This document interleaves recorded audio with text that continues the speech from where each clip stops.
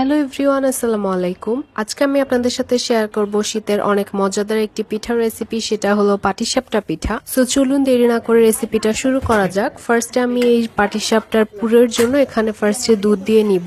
এখানে আমি 1/2 লিটার পরিমাণ দুধ ইউজ করেছি এবং সেই সাথে আমি এখানে খেজুরের গুড় ইউজ করব এবং সেই সাথে সামান্য সুজি, নারিকেল এগুলো দিয়ে আমি ভালোভাবে এই পুরটা রেডি করে নিব। এরপর পাটিসাপটার পিঠার বাহিরের লেয়ারটার জন্য আমি ফার্স্টে এখানে 3 কাপের মতো চালের গুঁড়া নিয়েছি এবং সেই সাথে 1 কাপ ময়দা, তার সাথে স্বাদ মতো লবণ এবং খেজুরের গুড় দিয়ে এটাকে আমি গরম পানি দিয়ে ভালোভাবে একটা গোলা তৈরি করে নিব। গোলাটা তৈরি হওয়ার পর এখানে আমি আধা ঘন্টা মতো গোলাটা রেখে দিব। এরপর প্যানে ফার্স্টে তেল ভালোভাবে ব্রাশ করে নিয়ে আমি এই গোলাটা এখানে দিয়ে দিব এবং সুন্দর রাউন্ড শেপ করে নিব। পিঠাটা যখন সামান্য সিদ্ধ হয়ে যাবে তখন এখানে আমি পুরটা অ্যাড করে দিব। এরপর এখানে আমি ফোল্ড করে পাটিসাপটার শেপটা দিয়ে নিব এবং এইভাবে আমার সবগুলো পিঠা আমি বানিয়ে নিয়েছি। এই পিঠাগুলো খেতে অনেক মজা লাগে। আমার ভিডিওগুলো যদি আপনাদের ভালো লেগে থাকে তাহলে অবশ্যই আমাকে ফলো দিয়ে আমার পাশে থাকবেন। ধন্যবাদ।